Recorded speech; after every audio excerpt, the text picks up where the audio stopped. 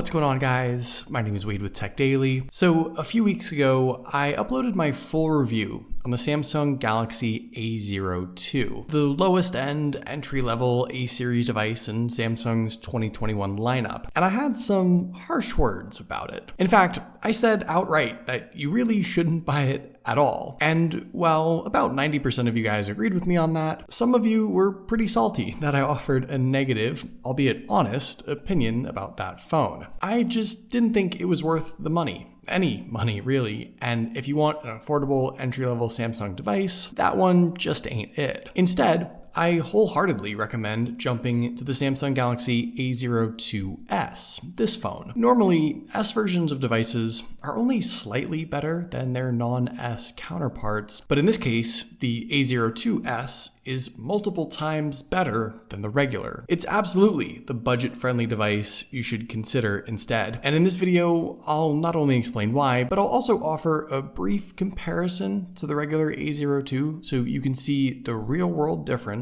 in performance and features, and I'll also talk about my long-term use with this A02s now that I've had it for a couple of months. So first off, let's just quickly go over what we're working with on the A02s and how that stacks up to the A02. I just want to give you a broad overview comparison since we mainly want to focus on the A02s anyway. But to start off, price-wise, these phones retail for around $110 to $120, depending on where in the world you live. They're sort of priced similarly, but with that similar price point, you wind up getting a vastly different experience with both phones. It is true that a lot of the specs and features are comparable here. They both have big 6.5-inch screens. They're both made of plastic, though in my opinion, the fit, feel, and finish on the A02s seems nicer. That's just my opinion though. The camera setups differ a little. The A02s is objectively the more capable shooter. That's not saying too much though. The single speaker setup and the headphone jack, those are all the same here. Even the battery capacity on both phones is the same too. It's a 5,000 milliamp battery. Though actually, the regular A02 has a micro USB charging port, which is just ridiculous.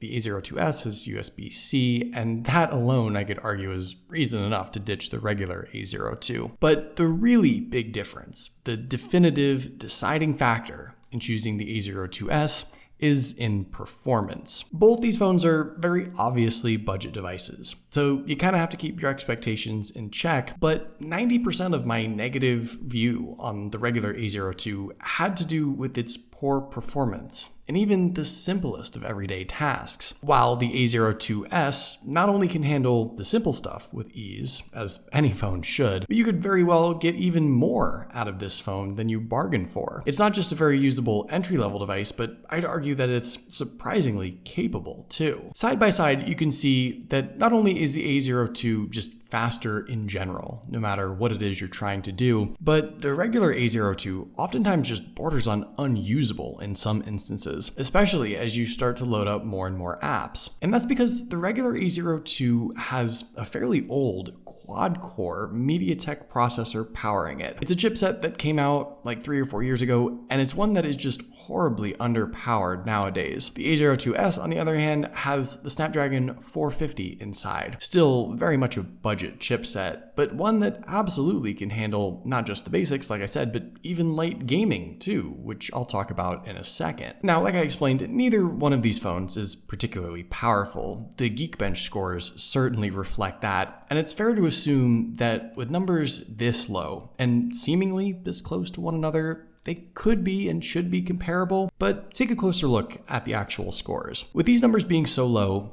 any kind of increase means a decent percentage jump proportionally and comparatively in performance. And that's reflected in real-world usage when you see these phones side by side in action. The A02 has trouble with just about everything, while the A02s can get the job done. Like I said, you should still be realistic, it's still a budget device, but it's just not so frustratingly unusable. It's a pleasant, worthwhile experience in comparison. And the A02s can even game a bit too. Average everyday titles play rather smoothly, and even more complex stuff like Call of Duty Mobile is playable for sure on some lower settings. On the regular A02, while you can load into a game, you're going to experience unbearable lag. It's just not really usable. Again, I totally understand that neither one of these phones is meant to be used that hard. They're entry-level budget devices for simple everyday tasks. Web browsing, social media usage, videos on YouTube, stuff like that. But the difference between these two devices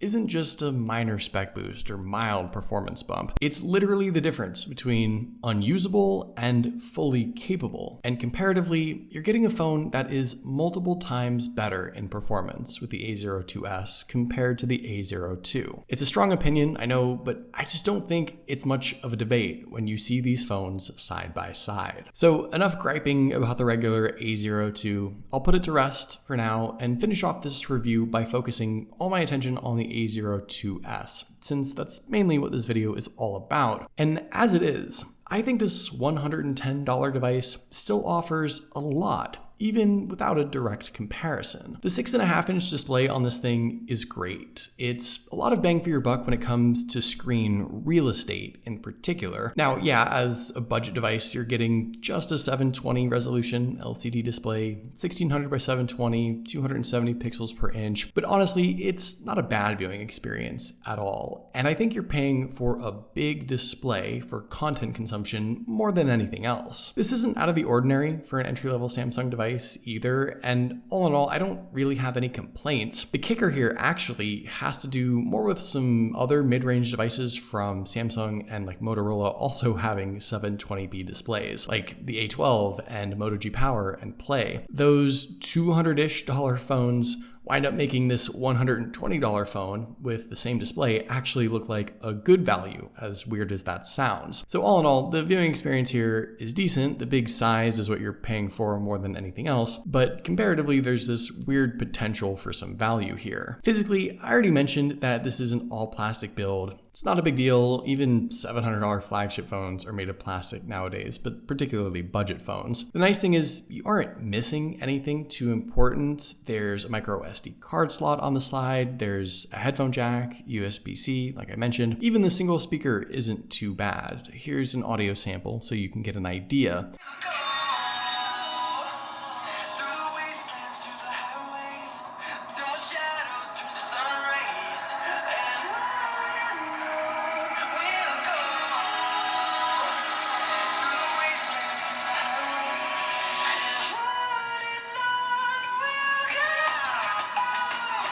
The only thing that this phone doesn't have is a fingerprint sensor. A little bit of a bummer, but you still get face unlock, which is fast enough and certainly usable. A fingerprint unlock, though, I think would have made this phone 100% when it comes to its physical features and offerings. Without that, I still think it's got 95% of the things that you'd want. Also, like I mentioned earlier, this phone is powered by that massive 5,000 milliamp battery inside. For me, I can get 16 to 18 hours of screen on time pretty easily, actually. That equates to basically 2 days of usage without needing to be plugged in. But I think if you're using your phone maybe a little less than average, you could stretch that out even more. The big battery size on its own is obviously nice, but it's the combination of less power-hungry specs and a lower resolution screen that all mean this phone is efficient, to say the least. So if you're looking for that long-lasting device in particular, again, I think this is exactly what you're getting. The downside here is that you get just the 15-watt charging speeds, but even still, I've been able to charge up the phone more than halfway in less than an hour. It takes about 2.5 hours to get a full charge, but you won't really be plugged in all that often anyway. Honestly, I think where this phone does fall short the most is in camera capabilities, and that's a little tough for me to say because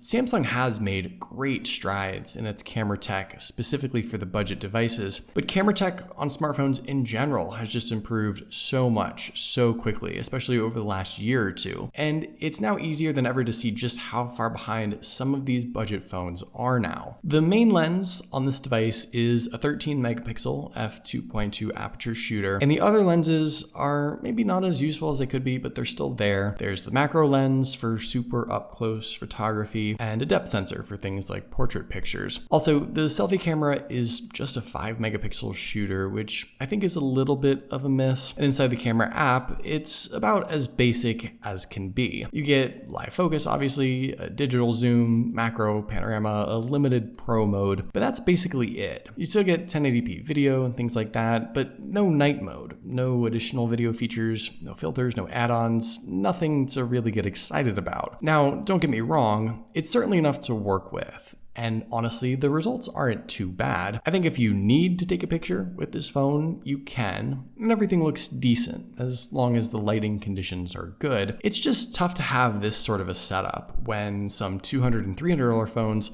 offers so much more now. I think if there was one aspect to change about the A02s, like I said, this would be it. But fortunately, this complaint is only minor, while everything else about this phone, value-wise, is absolutely more than you could ask for. All in all, if you are looking for an affordable Android device in general, or specifically an affordable Samsung phone, the A02s is a really great starting point. In fact, I think it's a fantastic value for the price. This phone, performance-wise, can handle more than even I expected. And while I know most people will probably just use this phone to do the simple stuff, if you wanted to push it more, if you had to, you totally could. It's not missing a whole lot either, and in fact, I think it offers even more than the price reflects. And comparatively, like I've harped on up against a similarly priced A02, the difference in my opinion is like night and day. Now, if you are looking for a little more out of your affordable smartphone, especially in the camera department where this phone falls a bit short, I definitely recommend jumping to the Samsung Galaxy A12. It's a slight step up, but also a great option. However, the A02s is still something I'd recommend for most anyone looking for a reliable and affordable smartphone. So there you go, those are my thoughts on the A02s and a few more harsh opinions on the regular A02. What do you guys think? Is this A02s something that you're interested in? Let me know in the comments down below. I'd love to know your thoughts, of course. But hopefully you guys did enjoy this video. Be sure to follow Tech Daily on Twitter and subscribe to the Tech Daily YouTube channel if you haven't already,